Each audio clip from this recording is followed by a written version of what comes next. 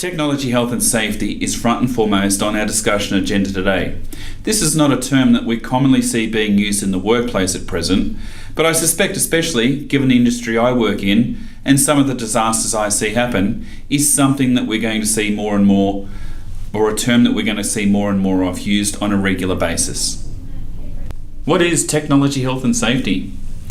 It's simply coined from the term occupational health and safety, which plays a large role in any workplace. If we look at the history behind occupational health and safety, it stems from the need we have to provide better and safer workplaces for our people so they don't get hurt, injured, severely maimed, or even killed at work. It is to put accountability around employers and people responsible for other people in the workplace to provide a safe working environment. Nobody likes to see anybody get hurt at work. And as you will notice over the years, occupational health and safety has been managed effectively in workplaces. And the events where people were injured compared to a few decades ago is significantly lower.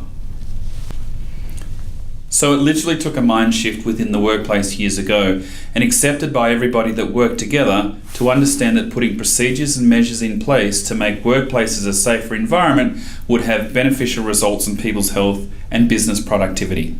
Technology, health and safety follows the same philosophy. However, the protection is over your technology equipment instead of your people. It's quite simple, really. There is no doubt that people are the most important aspect to any business. There is also no doubt that in today's world, technology plays a key part in how our business functions. Yet, while people are spending more and more on technology as their business needs a requirement, they do not assess or think about the potential problems or how it would affect the business should they have an outage or a technology downtime. How will they operate during a full or partial technology failure? Business owners, pay some attention here. So, the facts are, now more than ever, in today's modern world, we are seeing an increased incident rate of cyber hacking, crypto-locker style viruses, identity theft, and all sorts of underhanded ways that people use to compromise the technology and the information business systems. Why? Because these people that do this damage remain anonymous and highly intelligent and are very capable,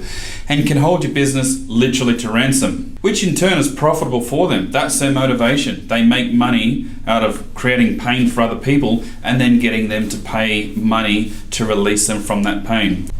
The fact is, the people that attack your system and business viability by taking down new technology will be living on the other side of the world and untouchable by the law that governs our country. Nevertheless, the consequences for you are still the same. Technology downtime. A huge business interruption event will literally cripple a business or even end it. So, the statistics relating to this type of activity are wide and varied across the internet. A common figure I see is that up to 90% of businesses, yes, that's 90% of businesses that are subject to a large-scale attack that compromises their technology or data systems may never recover. The statistics go on to say that they most likely will be out of business within a 6-month period if they are not adequately prepared. This type of required prevention comes in the form of testing, strategic planning, and continual work around the health and safety of your technology system, an absolutely critical part of your business.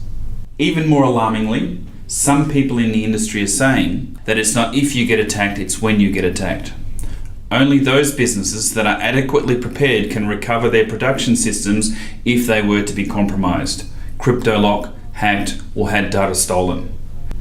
There are many other aspects to downtime prevention, such as hardware failure, software updates causing crashes, and prolonged internet outages, which is really problematic if you run in the cloud. And these will all cause havoc in your business production. Despite what people think about cloud-based applications, they are not immune either.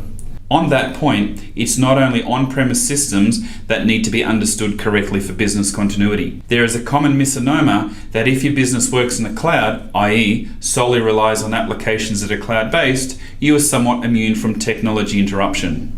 So cloud-based technology has revolutionized the way the world collaborates and shares data. And the technology and the applications that do that make this data highly available just by nature of the way the internet works. However, it's not necessarily the case that your data that lives in the cloud or on another system that's based in the cloud is adequately backed up or able to be returned to a recovery point should that data be compromised or deleted. Data can be deleted or corrupted or compromised in many other ways on cloud-based systems that you don't think of. Have you ever asked your cloud provider how your key online business system would be recovered in the event that data would be compromised, deleted, or corrupted?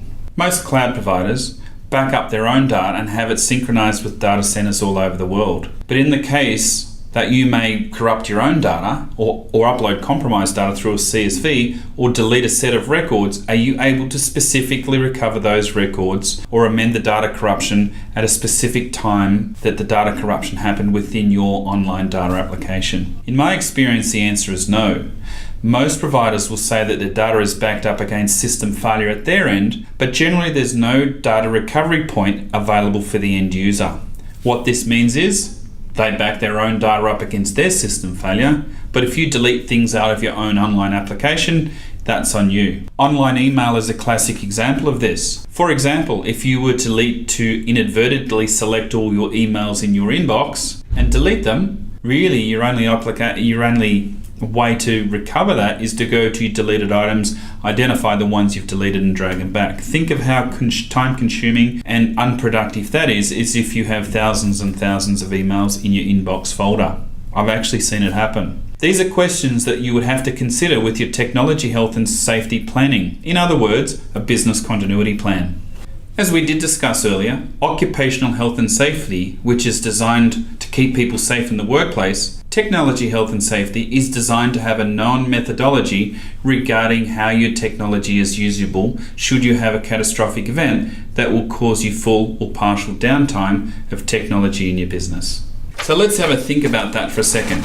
What would it mean to your business if you were to have a full or partial downtime event? What is that likely to do to the production of your business output? What will that mean to your bank account in having to pay staff who are not actually performing their role or their duties in the job? What will that mean to your bottom line to employ professionals to return your systems to production if you need them, and not knowing the results or unexpected problems that could occur for them in doing that if you haven't tested your systems? This is what a business continuity plan and downtime prevention is all about, is giving you known outcomes and a measured response.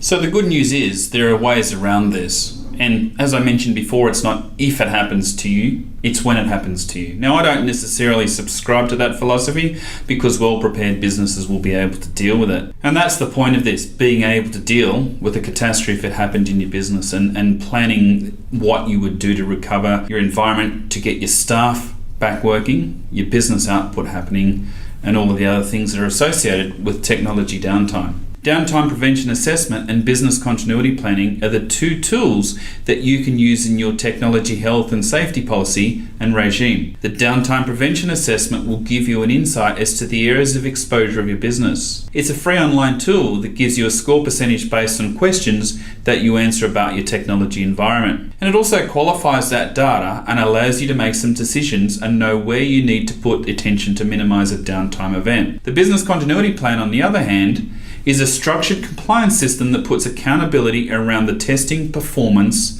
and discovery of outcomes that you would experience in a real-life situation during a technology outage event. Like a good OH&S plan, the business continuity plan prepares you and your business and your viability on how you deal with technology outage if they occur. So this talk is about getting people to understand a little bit about some of the indicators in your business that could give you a technology downtime event, and some of the tools that we suggest as a consulting firm that you would use to prevent that, or at the very least plan around it. And so some people will go for it, some people won't, in terms of whether they wish to run a business continuity plan. However, I do ask you this: consider what the alternatives would be in not addressing and planning around your technology environment failures that possibly could occur. They actually could be quite dire to your business. And as I mentioned earlier in this article, the probability of a business being able to recover after a serious downtime event, if they are unprepared, is quite minimal.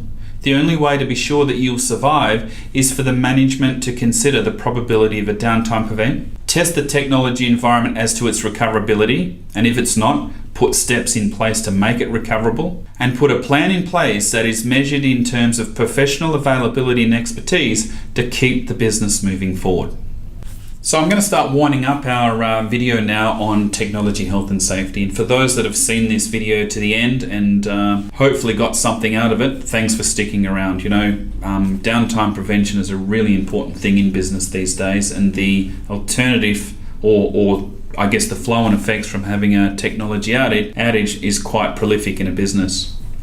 So in summing up, occupational health and safety is designed to prevent people getting injured in the workplace and offering them a safe environment to work in, which incidentally, we have to compulsory assure against that. So there is a real risk in people working in the workplace. Likewise, there is a real risk that technology can fail in your business. So technology, health and safety, similarly, is designed to prevent technology outages, plan what to do if they occur, and prevent a business from spending large amounts of money to recover from an unknown event. That's if they can recover. Thanks for sticking around. See you later. As a manager or business owner, has this video got you thinking about your downtime prevention and business continuity planning? Fusion Group Online have both products available now and can be accessed through our website. Simply navigate to www.fusiongroup.online